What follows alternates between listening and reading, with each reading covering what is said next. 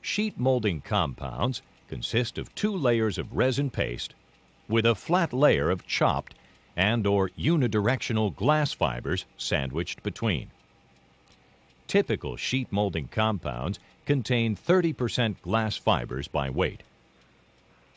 The resin pastes are typically either polyester or vinyl compounds.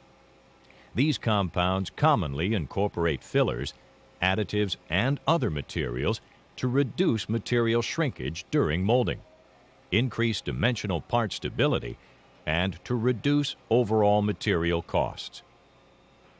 Sheet molding compounds are manufactured in rolls of various thicknesses up to about 1/4 inch or 6 millimeters.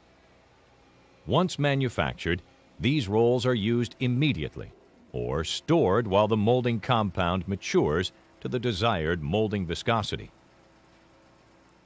Sheet molding compounds are produced sandwiched between thin polyethylene films to aid in handling. This film is removed from the sheet molding compound before compression molding.